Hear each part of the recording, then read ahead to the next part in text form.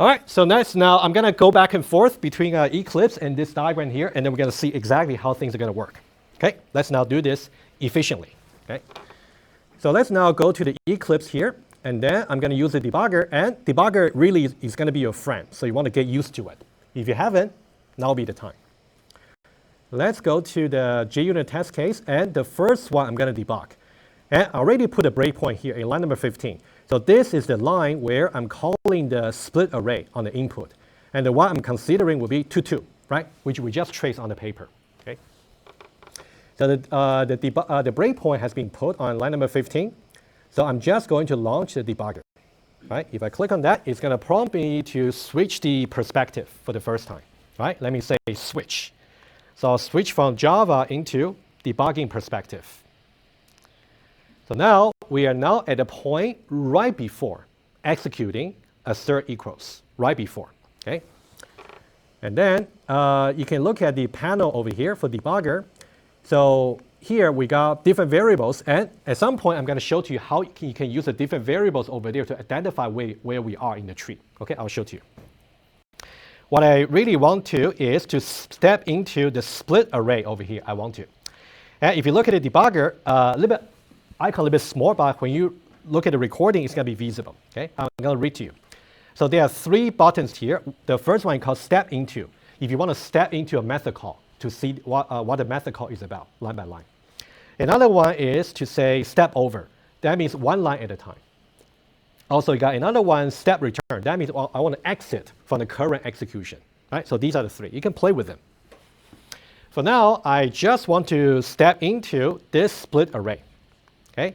If I say step into over here, it's actually going to give me some funny error like this, but don't panic.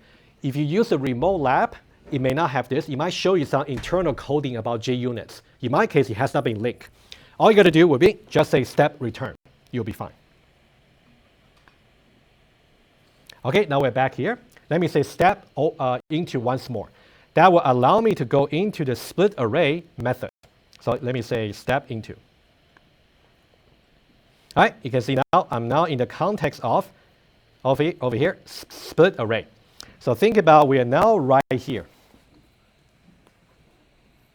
Step number 1. We are right here. All right. And we're going to follow exactly 1, 2, 3, 4, 5, 6, etc. Right? I'm going to follow that. You can see when I try to call this method here, I'm going to pass 0, 0, 0. Now I'm going to say step into. As soon as I say step into, I'm now going to call the recursive helper method many times. So this is the point where you have to watch out for where you are in the tree. I'm going to show to you. If I say step into over here, not step over. If you say step over, it's going to execute the whole thing without stepping into it, right? You're going to say step into. All right, I'm here. Now, the most important point for you to look at here. If you go under variables, it tells you over here the I, the sum of group number 1 and the sum of group number 2. 0, 0, 0. All right? So the 0, 0, 0 here correspond to the 0, 0, 0 here. All right? So now if I try to step into, for example, to the left, I'm going to see 1, 2, 0, and etc. That's how you can keep track. You always got to find some input parameters for you to know where you are, which recursive method call you're making. Otherwise, they all look the same. Okay. All right, let's now dive deeper into it. All right. All right, so here we got I. If you can also, I is simply just 0, which is not equal to the length, which is 2, right? So if you say step over, you will simply go to the recursive case over here. And you can see the return over here. We got the left and we got the right. If you look at the diagram here, in order to execute this, we got to go for either this or this. But evaluation is going to be from left to right. So in order to do this, we got to do left first. So now if I step into, what's going to happen? You're going to see we're still calling the split array helper, but the variables are going to become 1, 2, and 0. Right? That's how we make progress. All right, so now we're going to evaluate just the left-hand side over here. So I'm going to say step into. Okay, now please watch out over here. Now we are 0, 0, 0 here, right? If I say step into over here, Now 1, 2, 0. Now we have already go down one level, right? So now we are here, 1, 2, 0. Step number 3. And we're going to evaluate, should that be a base case? No, because 1 here is not equal to 2. Right? So we still have to go down one level, in which case it's going to bring down to 2, 4, 0. Right? Let's check that. So you go back there. If you move your mouse over, it also shows to you is 1. Right? So now step over here. So now I'm going to evaluate the left-hand side over here. Okay? So now again, we are now 1, 2, 0 in the tree, which is over here. The 1, 2, 0 in the tree, and now we're evaluating the OR operator. We're going to go to the left, which will be 2, 4, 0. And we'll be reaching the base case. Now if you say step into, all right, exactly, you can see 2, 4, 0 over here, right? So now we are really reaching the base case over here. And good. So now if we try to step over from here, I is 2, which is exactly equal to the length of the array. So now if you say step over, now we are returning something, right? So sum of group number 1 is actually 4, and sum of group number 2 is 0. And it's really corresponding to 4 and 0 over here. What's going to happen when we say return from here? Which method should we go back to? Critical question. I agree, thank you. And you can also refer back to the call stack when I talk about it, right? When this is return, which is D, we should really go back to this one here, which is C, all right? Okay, so now I'm gonna just go ahead, and then we're gonna go back to 1, 2, 0. Okay. All right. If I say step over, and I will be able to go to, okay, now just one single step over. You can see we are now 1, 2, 0. Exactly what your fellow student was predicting. 1, 2, 0. We're now back here. So this corresponds to step number 5. So now we are back here, and we are done with the left-hand side, which returns false. Short circuit evaluation is not going to work this way because it's false. So we still got to evaluate the right-hand side. So if we step into again, we're going to get into 2, 2, 2. Right?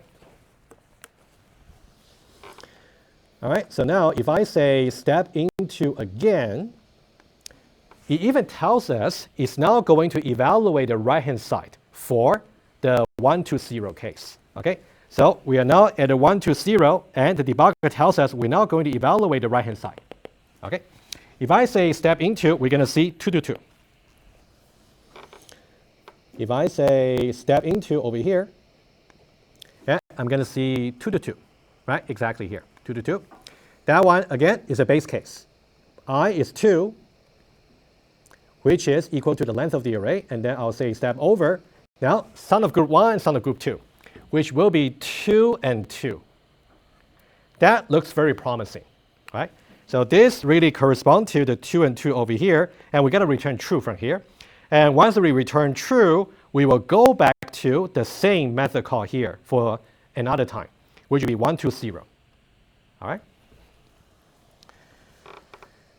All right, so now I'm going to say return, step over. Watch out, we got 1, 2, 0. Okay, and the debugger stops right here. That means we just returned from this particular right-hand side. Okay, let me show you the diagram. So we are now back to 1, 2, 0 over here. We just got returned from this guy here. So now we got false here, we got true over here. Overall, it's going to return true, right, for this one here. So this one here is going to return true back to this guy here. All right, let's now do one more step over. When I say step over one more time, basically I'm going to see I'm going back to over here. And then we're going to see how exactly short circuit evaluation is going to work. All right, so this one here, let's now just step over. Yeah, it's going to return, of course. Step over. All right, guys, here we got 0, 0, 0. we're back to here. 0, 0, 0. And we know that this guy here already returned back to us true. Now, critical thing to really see how the short circuit evaluation is going to work. Based on the fact that we are trying to evaluate this, we need to, on the paper, we need this and this. But in practice, we don't need to, because this one is already true. All right, so now, please watch out here. We're going to see how exactly this part here is going to be skipped, right? So now we're here, and you can see we are now just returned from this particular left branch. And that left branch, again, is this branch over here. Okay? If I say step into, what's going to happen? Should it go to the right-hand side here? You should not. Because if it goes to the right-hand side, that means we're still continuing with the right branch, which is not right, right? So if I say, again, if I say step into here, you will see that the arrow is going to turn into return. That means we completely skip the right-hand side. This is another critical point you want to see how the short circuit evaluation will work. So now we skip that, and that one there is going to return true and all the way. So if I say return, so now that means we are now basically from here, we don't really go back to here because short circuit evaluation, and we return to the split array, back to the beginning. All right, let me finish that, and then we can take a short break. All right, and I'm gonna say step over again. So now we'll go back to the original assert equals, and if I say step over once more, I did not run into any assertion error. That means the return value from split array over here is simply true. So that's the complete tracing. All right. I would suggest the following. Number one, reproduce what I just did. You gotta trace the tree on the paper from scratch, and you want to really use the tree to help you trace using Debugger. It's a really important exercise for you to do to understand how recursion works. And then I'm going to give you this page clean. So this is just another test case, which is slightly more complicated, slightly. We got 5 to 2. All right, I got exercises for you. Let me assign the exercises, and then we'll take a very short break. The exercise for you over here, number one, you want to trace by drawing the recursion tree. And number two, you want to also trace by using the debugger. And the way to make sure you don't really get lost in the debugger is by using the tree you draw and number the steps. Okay? So that will be some important exercise I would suggest you try. Okay? Get in touch with me if you got any trouble. Let's now do one final thing. I want to consider this one here. I'm not going to do any concrete tracing. As you can see, the input array is pretty big. I don't want to do that. All right? Also, you don't want to stay that long for the complete tracing. Okay? So what I would do instead is to sketch a little bit about the overall picture of tracing this, so we can make some nice generalization about a tree. So here we talk about the test case number 13. Okay? 13. And we got 1, 2, 3, 4, 5, 6, 7. 7 elements in the array. All right? So you can think in your mind, how many possible splits are there? Right? Think about it. Right? We'll get there. So let's consider this particular array. And then I'm just going to switch. I'm going to leave this page clean here. You can print it out and do some tracing yourself. But I'm going to start a new one here. So the input array we have is indices 0, 1, 2, 3, 4, 5, 6. And the elements we have is 1, 2, 3, 10, 10, 1, 1. All right, so that's the array. And now I want to understand about roughly how the tree is going to look like if I had to do the complete tracing on the paper. All right? And for simplicity, or just enough information, I'm not going to consider these two because they're quite clear. Right? I'm going to look at element left to right. I'm only going to look at these two numbers. Okay? So I'm going to start with 0, 0. Meaning that group number 1 has some 0. Group number 2 has some 1. 0 as well. 0 and 0. Okay? And I know that if I want to look at, for example, the first element over here, right? The first elements, okay, let's say this is starting point. And if I want to look at the very first element over here, right, it's going to go this way over here. So 1 will go to group number 1, and also 1 will go to group number 2, right? Over here is going to be 1, 0, and also 0, 1. Okay, let me do one more very quickly. Also, I got another one over here. That one there is going to split further. So now I got element 2 can go to group 1 and also go to group 1, group 1, group 2. Right? And then I get something. All right? This can keep going. Okay? At some point at the bottom here, I can expect to see something like this. Something like that, right? You can see what I mean. Now let's figure out some numbers. Okay? Let me define some terminology here. Let's call this guy here the starting point level 0. Meaning that we have not looked at any element just yet, just beginning. Let's call this guy here, this part over here. Oh, sorry, I meant to use green. Let's call this part over here level 1. After